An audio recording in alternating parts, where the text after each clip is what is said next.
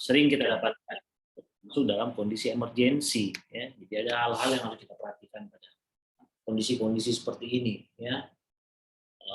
Kalau kita dapat di emergensi, ya, atau mungkin di ICU, ya kan, atau mungkin preoperatif, ya, kita dapatkan pasien-pasien dengan hipertensi krisis, tentunya ada beberapa hal penting yang harus kita perhatikan, ya. Jangan sampai kita malah membuat pasien menjadi lebih memburuk, ya, kalau kita nggak tangani dengan baik.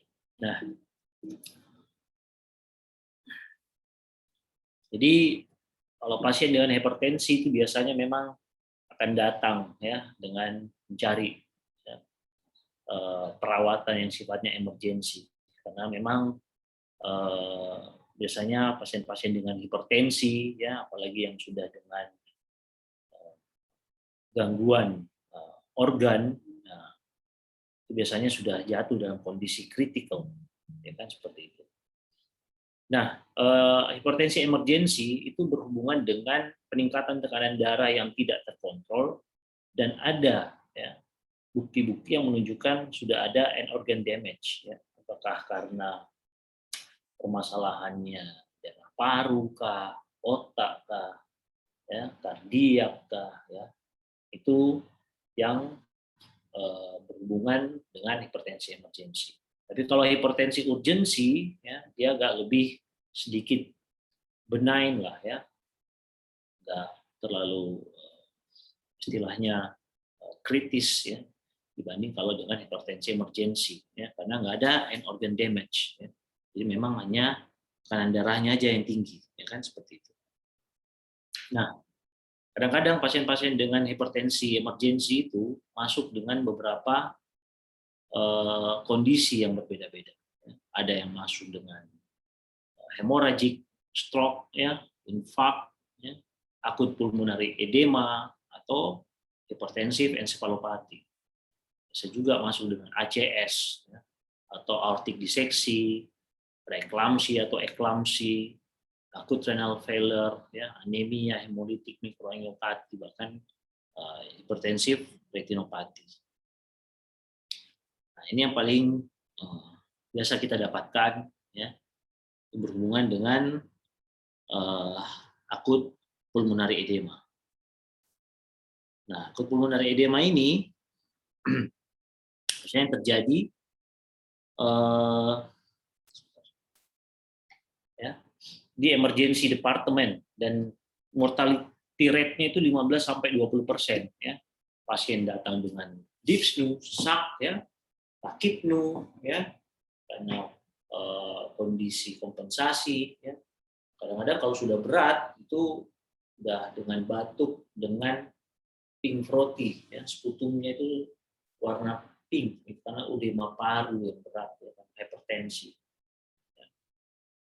Etiologinya bisa karena miokard infark, ya, atau mungkin karena pasien udah eksacerbasi dari congestive heart failure, atau mungkin karena adanya disfungsi daripada katup, ya, aortik maupun mitral. Ya. Biasanya paling banyak itu karena stenosis, ya, stenosis mitral maupun aortic stenosis, ya, seperti itu. Nah, kadang-kadang muncul juga dengan riwayat chronic renal failure, itu paling penting karena bisa menyebabkan tambah volume, overload. Biasa pasien-pasien seperti ini, ya, juga butuh dilakukan hemodialisis untuk mengurangi kelebihan cairan yang ada, ya. Memang udah komplikasinya karena hipertensi, kemudian jadi renal failure. Jadi tentunya penanganan seperti ini adalah penanganan yang sudah sangat kompleks, ya kan. Nah, pada pasien-pasien dengan akut pulmonary edema biasanya kita dapatkan peningkatan, ya, tekanan jugular, ya. Jadi kalau ukur CVP-nya itu biasanya tinggi, ya. Itu kan bisa kita lihat, ya, peningkatan tekanan jugular dengan nilai CVP 18, 20, ya. Kemudian kalau kita mendengarkan bunyi jantungnya, ya, itu ada S3 Gallop. Itu S3, ya, biasanya S3 itu karena ventricular filling, feeling. Ya. Jadi sudah kedengaran sekali bunyi S3. Ya. Kemudian ada murmur. Nah, mungkin sudah berhubungan juga akibat rupture daripada katup, ya, katup jantung. Ya. Apakah itu dari mitral maupun aortik. Ya. Kalau hal yang kayak begini, ini udah langsung harus dilakukan penanganan secara surgical, ya, pembedahan, karena tentunya akan menyebabkan mortalitas yang sangat tinggi. Diagnostik yang paling bisa kita lakukan tentu dengan menilai EKG-nya, ya. Pasien-pasien dengan hipertensi itu kan waktu hipertensi lama, ya, itu kan udah terjadi left ventricular hypertrophy, ya kan, seperti itu, ya. Kemudian ada tanda-tanda misalnya udah iskemik, ya kan, atau bahkan infark, ya, dari fototoraksnya kardiomegali, ya, atau bisa juga, ya, kita dapatkan dari fototoraks itu gambaran perkabutan, ya, kedua lapangan paru, kan akibat edema parunya. Bisa juga pakai ultrasound, ya, jadi bedside ultrasound itu kita bisa melihat pasien dengan akut pulmonary edema, lihat B-line-nya, namanya B-line, ya, B-line. Di banyak B-line-nya itu gambaran edema paru. Dan kadang-kadang kita agak susah membedakan antara yang memang akibat kardiogenik atau non kardiogenik, ya. Jadi bisa dengan beberapa pemeriksaan lainnya untuk menentukan, ya, apakah dengan PCWP kah, ya, dengan capillary wedge pressure atau bukan. Nah, biasanya pasien-pasien begini juga kalau dinilai ada peningkatan dari serum B type natriuretic peptide. Ini berhubungan dengan congestive heart failure, ya. Sensitif tapi nggak spesifik, ya, seperti itu. Kita juga lihat cardiac specific troponinnya, ya, meningkat, ya, miokard iskemik atau infark, ya, sebagai penyebab daripada akut pulmonary edema. Bisa juga kita lakukan bedside transthoracic ekokardiografi untuk menilai fungsi daripada ventrikel kiri. Jadi echo sekarang bukan cuma modalitas kardio, ya, Anda bisa melakukan bedside echo atau USG kardiak, ya, untuk melihat gerakan daripada ventrikel, ya. Kalau misalnya ventrikel kirinya pergerakannya agak kurang bagus, ya, itu bisa kita nilai secara eyeballing namanya. Jadi melihat aja nggak perlu ngukur, kita tahu ini jelek, ini kontraktilitasnya, pergerakan dinding daripada ventrikelnya jelek, di bagian anterior kah, inferior kah, lateral, atau bisa juga kita melihat katupnya, ya, katup mitral atau aortiknya mungkin udah ada regurgitasi akibat daripada kontraksinya yang jelek. Nah, itu bisa menjadi salah satu acuan kita, ya, untuk menilai. Jadi apa treatment pada pasien-pasien dengan akut pulmonary edema? Jadi ya selain kita menangani penyakit dasarnya, apakah karena misalnya heart failure, ya, atau hipertensinya, ya, tentu kita juga harus menangani pada permasalahan ventilasi dan oksigenasinya, ya, mengurangi work of breathing-nya, ya, kalau perlu masih bisa pasang NIV, mungkin ada yang berespon, ada juga yang tidak, ya, kalau perlu lakukan pemasangan ventilasi mekanik, ya, intubasi dan ventilator, ya. Kemudian kita shift the fluid-nya, ya. Pokoknya bagaimana caranya cairannya kita kuras, ya, dari interstitial space alveolarnya dan mengurangi preload sama afterload-nya. Jadi preload-nya untuk mengurangi beban jantung yang udah payah, afterload juga mengurangi beban jantung pada saat kontraksi. Jadi udah kita harus menggunakan berbagai pendekatan, ya, untuk mengurangi beban kerja daripada jantung yang sudah memang fail, ya, seperti itu, kan. Nah, ventilasi support respirator pada pasien-pasien dengan akut pulmonary edema, nah, ini biasanya dilakukan klasiknya itu kan intubasi dengan ventilasi mekanik, kan. Jadi mempertahankan ventilasi oksigenasi, juga bisa mempush cairan keluar dari interstitial yang kemudian kita berikan obat diuretik, furosemid gitu kan untuk mengurangi, ya, keluarin cairan, ya, supaya dia agak lebih negatif balance. Tapi kadang-kadang ada juga yang berespon dengan penggunaan non invasif, ya. Apakah kita menggunakan CPAP atau menggunakan BiPAP, ya, itu bisa ya. Ditambah dengan obat-obatan tentunya ya, nitrat ya, NTG untuk mengurangi preload ya, morfin sulfat ya, vasodilatasi, mengurangi preload juga, dan pemberian loop diuretik contohnya furosemid. Ini yang paling sering ya, strategi-strategi seperti ini yang sering kita lakukan untuk pasien-pasien dengan akut pulmonary edema. Nah, nicardipin juga biasa kita berikan, ya kan, kita punya perdipin ya. Jadi untuk mengurangi afterload, jadi kalau tensi dia udah tinggi sekali ya, tekanan darahnya udah sampai 180 per 110, kemudian kemampuan kontraksi jantungnya cuma 40%, ya tentu melawan tahanan afterload yang besar di sistem ini kan bikin jantung tambah payah, ya kan? Makanya kita harus titrasi dia dengan pemberian obat-obatan vasodilator. Tapi tentunya pada pasien-pasien dengan hipertensi emergensi, yang tensinya mungkin lebih daripada 200, ya, sistolnya, kemudian diastolnya. Halo, kedengaran ya? Iya, dok. Kedengaran, diastolnya di atas 110, kita dalam mengurangi tensi itu nggak bisa terlalu cepat ya. Jadi memang target kita 20-25% dalam waktu sejam itu udah cukup. Paling tidak kita mengurangi beban jantung dan tentunya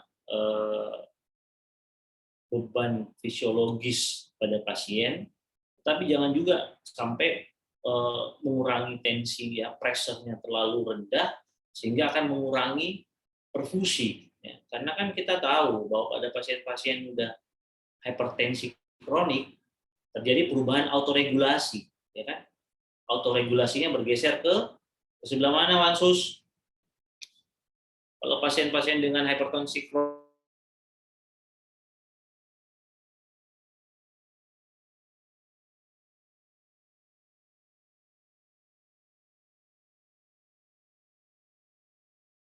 Wansus bergeser kemana?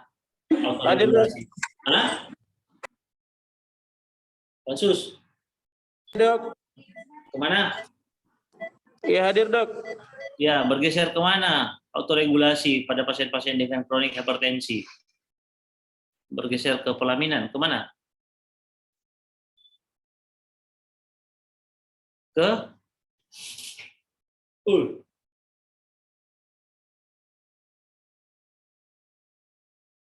Kemana, Lydia? Ke kanan, dok. Ke kanan. Apa maksudnya bergeser ke kanan? Apa maksudnya bergeser ke kanan? Apa maksudnya bergeser ke kiri? Hah? Taunya bergeser ke kanan, tapi nggak tahu ke kanan itu maksudnya kemana? Ya, ke arah yang lebih tinggi, ya kan? Iya, dok. Sudah biasa dengan tekanan darah lebih tinggi, dok. Kita autoregulasi 50 sampai 150 mm Hg, ya kan? Autoregulasi itu kan kemampuan arteriol ya untuk membatasi, maksudnya mengatur flow yang masuk ke kapiler meskipun swing pressure yang ada itu berubah ya. Ngerti maksudnya? 50 sampai 150 ya. Jadi kalau misalnya kurang daripada misalnya dia berada dalam kondisi 60 ya, arteriol itu bisa ya, misalnya dia melakukan apa? Misalnya vasokonstriksi ya, untuk menjamin pressure-nya tetap aman ke kapiler. Kalau terlalu tinggi ya, misalnya 140 ya kan, nah, mungkin dia terjadi bikin vasodilatasi supaya ada aliran. Pokoknya itu autoregulasi ya. Nah, kalau sudah di luar daripada autoregulasi, dia nggak bisa. Jadi tergantung pressure. Jadi kalau 40 yang bisa masuk ke kapiler pasti rendah, perfusinya akan kurang.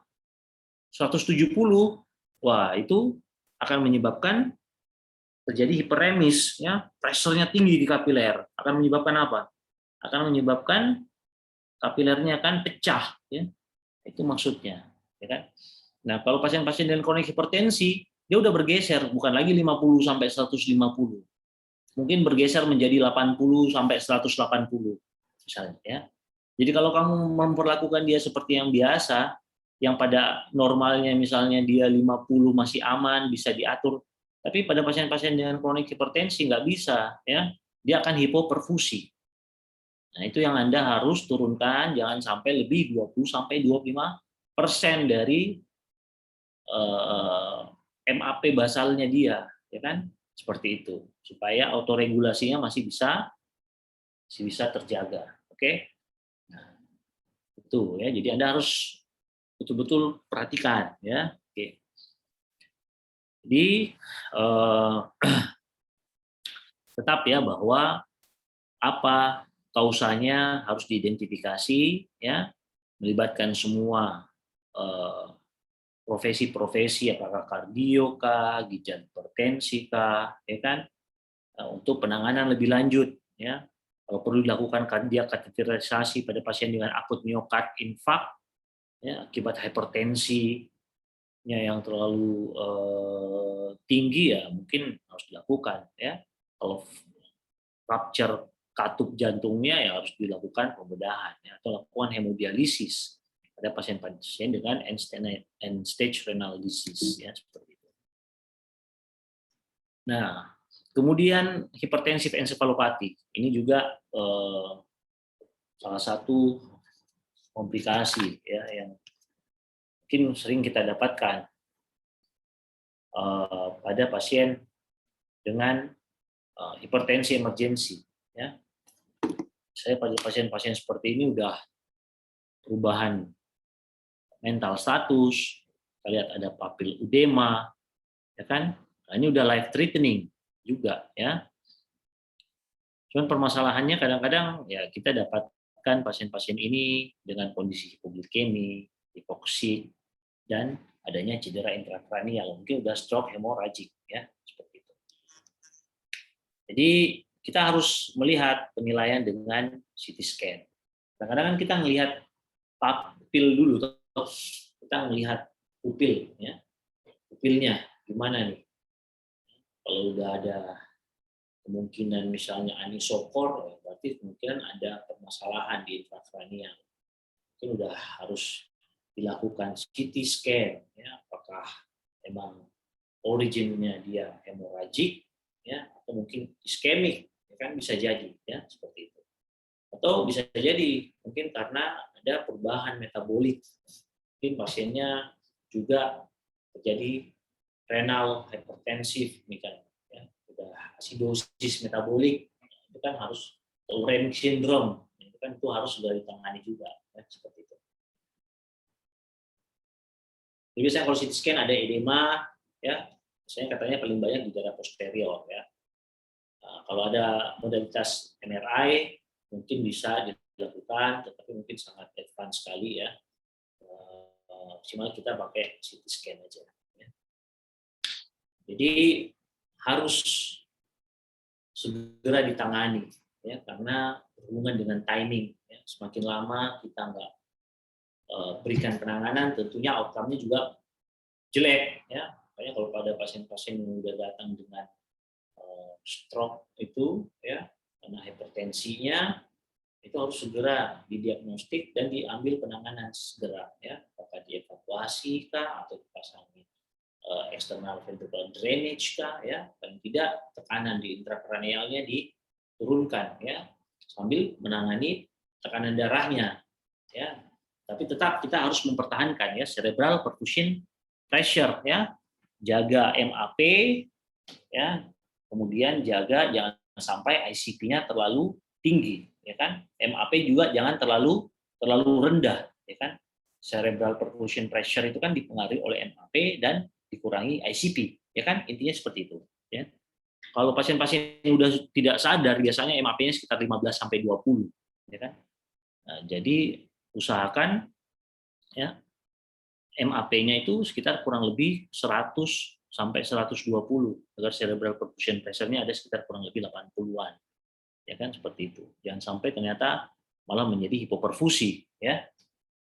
Makanya harus segera dilakukan penanganan apakah evakuasi hematom atau EVD untuk mengurangi tekanan intrakranial ya. Jadi mengurangi MAP tidak lebih dari 20 sampai 25% dari dalam waktu 1 jam. Tentunya kita harus monitoring tekanan darahnya ya secara bit to bit kalau bisa ya, dipasangi arterial lain ya, jadi betul-betul kita bisa menjaga dengan baik ya. Jadi antihipertensi yang bisa kita berikan seperti sodium nitroprusid ya, labetalol atau nicardipin ya, paling sering kita dapatkan kita berikan di sini nicardipin ya. Yang penting Anda tahu ya farmakologik profil daripada obat-obat anti anestesi ya, obat-obat antihipertensinya ya, farmakodinamik, farmakokinetiknya. Nah, ini juga yang menjadi masalah seringnya, akut coronary syndrome.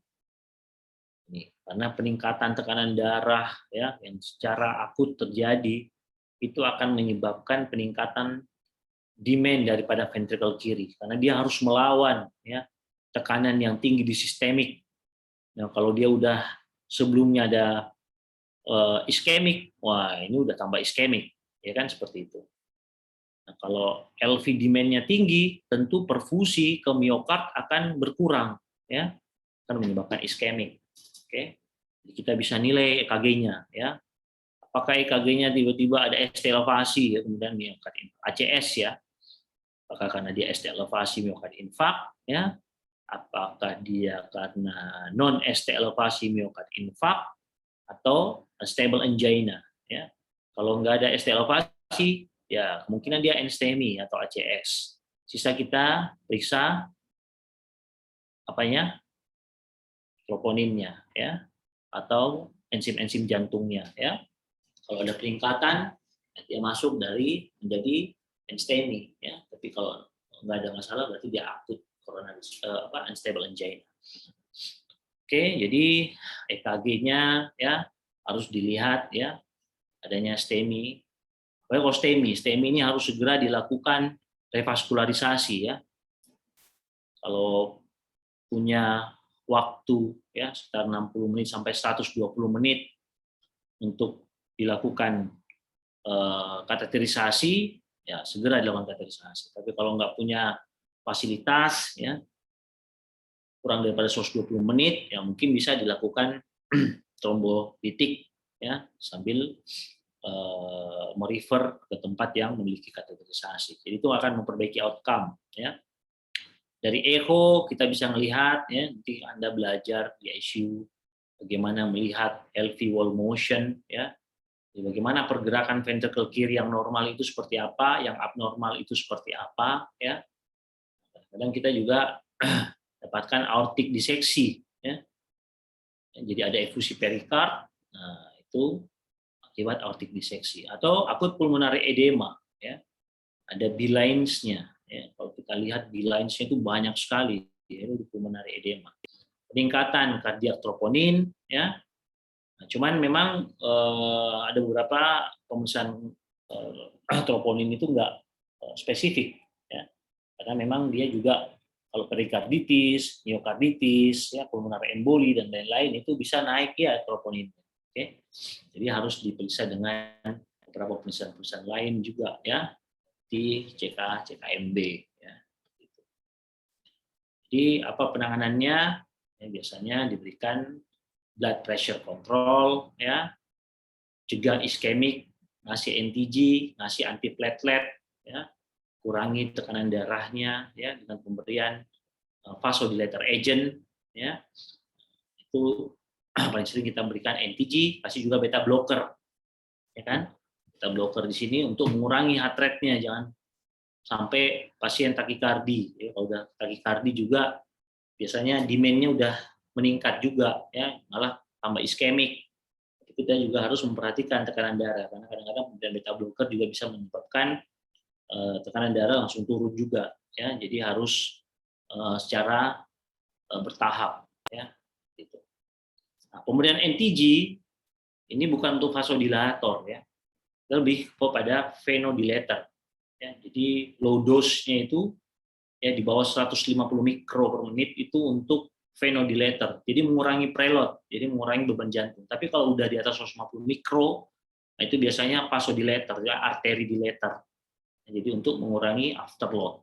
Ya. Tapi sering kita gunakan di sini NTG untuk preload reduction, ya, untuk mengurangi beban jantung. Ya. Jadi membuat vasodilatasi vena sehingga venous return kembali ke jantung juga agak berkurang, sehingga berkurang juga beban jantung. Ya. Jadi NTG ya bisa diberikan sublingual atau intravenous, ya. Jadi juga bisa menyebabkan koroner arteri vasodilatasi, ya. Kalau udah koroner arteri vasodilatasi, nah tentu ini sangat penting, ya, untuk membuat pembuluh darah koronernya itu tidak menjadi lebih iskemik, ya. Nah, ini bisa didapatkan, ya. Kalau dapatkan ini udah emergensi, biasa harus dilakukan pembedahan, ya. Jadi nyeri dada, ya, sekitar kurang lebih 70%, ya, dan severe pain itu sampai 90,6%. Jadi darahnya itu aortic diseksi itu, jadi robek pembuluh darahnya, ya, tunika intimanya robek, ya, darahnya masuk ke tunika media, ya, kemudian membesar, nah itu kan membuat nyeri, ya, penekanan nyeri. Jadi kebanyakan darah juga masuk kantong di situ, ya, intimal flap-nya, ya, darahnya akan kurang masuk ke aorta, jadi membuat pasien juga low output, ya. Jadi biasanya dilakukan pemasangan penilaian dengan EKG atau fototoraks, ya, jadi kelihatan itu pembuluh darahnya besar sekali, ya, pembuluh darah aortanya, ya, kita bisa lihat itu biasanya pada pasien-pasien dengan aortic disecting, ya. Mediastinumnya melebar, ya, abnormal aortic contour, ya, itu bisa terjadi. Transesophageal echo bisa, ya, kalau misalnya kita punya fasilitasnya. Kalau TTE agak susah, ya, karena kalau transthoracic echo, ya, biasa echo yang bedside itu agak susah, kadang-kadang mengambil view untuk aorta, jadi dibanding kalau kita menggunakan transesophageal echo, ya. Dia harus segera emergent cardiothoracic surgery konsultasi untuk repair, ya. Nah, sambil itu kita harus menurunkan tekanan darah dalam waktu 5-10 menit, target sistolik, ya, 100 sampai 110, ya, ada juga yang menginginkan untuk 90 sampai 100, karena ya itu bahayanya kalau terlalu tinggi akan menyebabkan robekannya itu akan semakin besar, ya, jadi semakin banyak darah tertampung di tunika medianya. Oke. Heart rate-nya juga harus dikurangi 60 kali per menit, ya, supaya darah yang masuk di situ juga nggak terlalu banyak, jadi bisa lebih terbagi ke sistemik, dan ada juga yang sedikit masuk mungkin ke daerah aortic dissection, ya. Beta blocker untuk menurunkan heart rate, ya. Kemudian kalau dikontraindikasikan beta blocker pada pasien-pasien dengan pulmonary obstructive disease, ya, bisa pakai calcium channel blocker, ya, diltiazem, ya, atau Herbesser. Oke, jadi tensinya kalau bisa diturunkan, ya, kurang 110, ya, ada beberapa referensi, ya, yang mengatakan seperti itu. Ya, tapi juga ya terus kita perhatikan, ya, untuk kasus-kasus pasien-pasien dengan hipertensi seperti gini, penurunan yang tiba-tiba, ya, juga akan menyebabkan perfusi ke koroner dan ke otak juga akan pasti lebih menurun, ya kan, seperti itu. Jadi memang makanya harus emergensi kita turunkan, tetapi harus juga di repair cepat, ya, supaya tekanan untuk ke organ-organ lain juga bisa kita selamatkan, ya. Nah, ini beberapa obat-obatan yang bisa kita gunakan, ya, nicardipin, ya, clefidipin kita nggak punya, ya. Nah, ini adalah obat-obatan, ya, antihipertensi yang bisa Anda gunakan, ya. Sodium nitroprusid kita nggak punya, ya. Nitroglycerin aja, ya, 5-100 mikro, nicardipin, nah ini paling sering, ya, 5 mg per jam atau 2,5 sampai 5 mg per jam. Ada yang mengatakan 5-15 mg per jam, ya, tapi harus disesuaikan, ya, jangan sampai terlalu rendah, ya, sesuai dengan kondisi klinis pasien, ya, individualize, ya.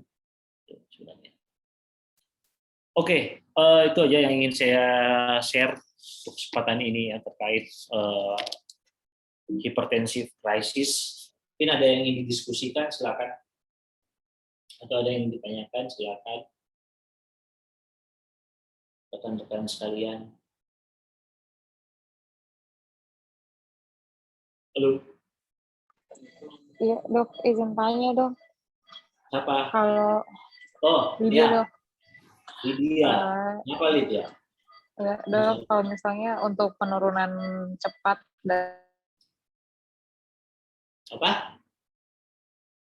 untuk menurunkan cepat hipertensinya dok, kan tadi ada beberapa pilihan obat kayak furosemide atau NTG, itu kan ada semua tersedia di sini dok. Untuk pilihannya apa yang duluan kita berikan, terus kapan kita ganti itu obat dengan obat yang lain, itu ada tidak dok? Atau apa yang tersedia? Tapi kalau misalnya kayak di sini kan ada semua dok, jadi apakah ada urutannya? Misalnya kita coba dulu dengan furosemide atau apa dok? Kenapa? Ulangi pertanyaan. Iya dok, kan ini untuk agen hipertensif dok, itu kan ada anti hipertensi, ada beberapa tadi dok pilihan obat. Ya. Kalau misalnya di fasilitas kesehatan yang tersedia semua dok, itu apakah ada urutannya kita berikan apa dulu, terus kalau enggak berespon baru kita berikan yang lain, atau bagaimana dok? Oke, strateginya itu kan gini, ya. Selalu yang pertama itu adalah yang betul-betul pure vasodilator ya, karena ini kan afterload reduction ya, jadi systemic vascular resistance-nya harus kita turunkan ya kan. Nah, yang betul-betul pure vasodilator untuk arteri dilator itu kan ya yang kalsium antagonis ya, banyak kan ya, seperti nicardipin ya. Kalau nggak punya nicardipin, Anda bisa gunakan diltiazem ya, herbeser kan ada juga kan. Terus kalau nggak ada apa ya, kalau ada hidralasin ya, karena dia juga arteridator, Anda bisa menggunakan hidralasin. Terus kalau punya NTG ya silakan gunakan NTG, tapi harus lihat dosnya ya. Jadi dose dependent, semua itu rata-rata obat kebanyakan juga dose dependent ya. Saya katakan tadi kalau low dose dia cuma vasodilator. Jadi Anda butuh dosis yang high dose untuk membuat dia arteri dilator. Silakan ya. Anda mau kombinasi dengan penggunaan beta blocker boleh saja, silakan ya. Kan lebih bagus sebenarnya dikombinasi. Yang penting Anda tahu ya bahwa kontraindikasinya ya, misalnya pada pasien dengan penggunaan beta blocker, untuk pasien dengan yang misalnya Anda gunakan yang non selektif ya, pada pasien-pasien dengan pulmonary obstructive disease, asma, COPD ya hati-hati ya, misalkan yang gunakan yang memang selektif ya kan, seperti itu. Kalau punya sodium nitroprusid ya silakan. Kemudian penggunaan furosemide, ya itu biasanya bisa juga ya diberikan khususnya pada pasien-pasien ya mungkin udah ada permasalahan edema paru ya kan, untuk mengurangi preload ya kan, sebenarnya gitu. Kemudian diuresis itu kan diharapkan mengurangi preload ya, selain vasodilator kayak NTG, jadi mengurangi volume di dalam tubuh ya, diharapkan juga tentunya akan menyebabkan beban jantungnya berkurang ya, cardiac shock volume-nya berkurang, cardiac output-nya berkurang, pasti blood pressure juga akan berkurang ya. Jadi kombinasi lah, apa yang Anda punya silakan Anda kombinasi ya, sesuai dengan kapasitas Anda. Intinya Anda harus tahu ya obat-obat yang Anda gunakan itu risk and benefit-nya seperti apa ya, kemudian bagaimana Anda mentitrasi penggunaan obat-obat tersebut sesuai dengan target yang Anda inginkan ya, 20-25% ya. Kalau Anda ngasih furosemide, pasien udah hipokalemi, ya kan, pasti tambah hipokalemi, ya kan. Jadi harus ngasih pasien dengan yang hemat kalium kayak spironolactone misalnya. Jadi silakan ya, apapun yang Anda miliki gunakan. Yang penting Anda tahu ya profil farmakologiknya dan target tekanan darahnya seperti apa. Dan tadi dikatakan bahwa untuk menurunkan tekanan darah itu harus memang observasi yang ketat, ya. Kalau perlu yang betul-betul ada continuous monitoring. Jangan sampai nanti overshoot dia, ya. Artinya bahwa tensi yang Anda harapkan turun sampai 20 sampai 25%, malah turun menjadi lebih 50%, ya kan? Nanti koronernya malah lebih iskemik lagi karena perfusinya udah tambah turun, atau mungkin pasien stroke seperti itu, ya. Jadi silakan ya, Anda bisa menggunakan apa saja. Kan selalu dikatakan ya, it's not about what you use, but how to use. Ya, jadi apapun, bukan masalah apa yang Anda gunakan, tapi Anda tahu bagaimana menggunakan obat. It's not about the gun, but the man behind the gun. Nah, itu, ya kan? Seperti itu, ya. Oke, itu Terus Ibu dok, Lydia. sampai dok. Terus, ya silakan. Terus sampai dok, itu tadi kan dibilang kita turunkan tidak lebih dari 20% dari 20 sampai 25% dari tekanan darah yang pada saat dia datang atau dari MAP-nya dok.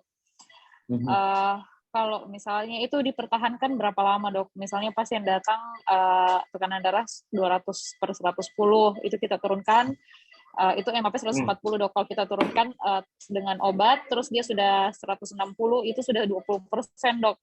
Nah itu tekanan darah segitu itu dok, kami pertahankan berapa lama dok? Apakah dengan dosis segitu masih mau dinaikkan lagi dok? Misalnya 1 hari atau dalam 24 jam dok itu 160, besoknya masih diturunkan lagi dok, atau cukup sampai 20-25% saja dok? Ya, jadi pertama kan pasti Anda melihat ya pasien-pasien dengan hipertensi emergensi yang datang udah dengan komplikasi edema paru, hipertensi ensefalopati dan lain-lain, itu kan Anda ya lowering ya, blood pressure 20-25%, ya kan? Tentunya dengan melihat klinis yang ada pada pasien itu, ya. Jadi mainnya kan seperti itu. Nah, obat-obat antihipertensi itu ya autoregulasinya itu ngaruh kalau memang udah dikontrol sampai 2 minggu, 4 minggu. Kan seperti itu, ya.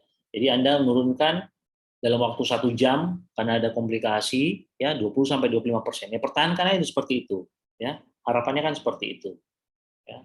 Nah, biasanya autoregulasinya akan turun kembali itu kalau tekanan darah yang kita udah set turun sampai 25% itu bisa kita pertahankan sampai sekitar kurang lebih 2 minggu, 4 minggu.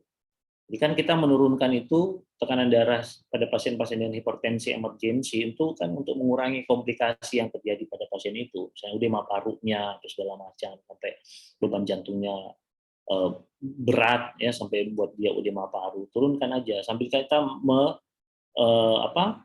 men-treat ya komplikasi-komplikasi yang ada. Lanjutkan itu sampai 2 minggu, ya 4 minggu, sampai mekanisme kompensasi autoregulasinya udah mulai bisa kembali ke normal, ya kan? Ya kan seperti itu. Ini diharapkan bisa terkontrol dalam rentan ya dalam 2 minggu 4 minggu dengan rate sekitar 20-25%, ya. Ada yang mengatakan juga sampai 30% masih tolerable, ya. Cuman memang pasien-pasien itu kan sangat bervariasi ya. Jadi kadang-kadang ada yang bisa sampai turun 30-40%, dia masih fine-fine saja. Tapi ada yang bahkan mungkin turun cuma 20%, ya udah iskemik, ya kan? Jadi mekanisme kompensasi tiap pasien itu sangat berbeda-beda. Makanya harus selalu dimonitoring, lihat. Kalau dia masih tolerable, ya udah kita pertahankan ya di sekitaran berapa yang kita turunkan, ya. Makanya anestesi itu kan harus selalu continuous monitoring, ya. Melihat respon-respon yang kita berikan itu adekuat atau tidak, ya, compensate atau tidak, tergantung pasien per pasien, ya. Kita nggak bisa menyamakan semua pasien itu akan sama seperti itu. Tapi paling tidak literatur mengatakan ya memang rentan rata-rata dari beberapa evidence ya 20-25% lah, ya, mayoritas itu seperti itu, ya, itu Lydia. Ya 2 minggu 4 minggu itu autoregulasi dengan terkontrol, ya dia biasanya udah mulai bisa lah tolerable lah buat pasien. Oke. Rit? Iya dok. Makasih dok. Ada lagi? Silakan. Alex, kenapa Alex? Ada tanyakan Alex? Oh enggak. Kira Alex mau bertanya. Iya dok. Ya. Oke, kalau nggak ada lagi ya, saya rasa cukup ya, untuk mata kuliah Emergency Medicine 2. Makasih. Kalau diskusi-diskusi di luar silakan ya, langsung hubungi aja. Terima kasih. Assalamualaikum warahmatullahi wabarakatuh. Terima kasih dokter. Waalaikumsalam. Terima kasih dok. Terima kasih dok. Terima kasih, Dok. Terima kasih dokter.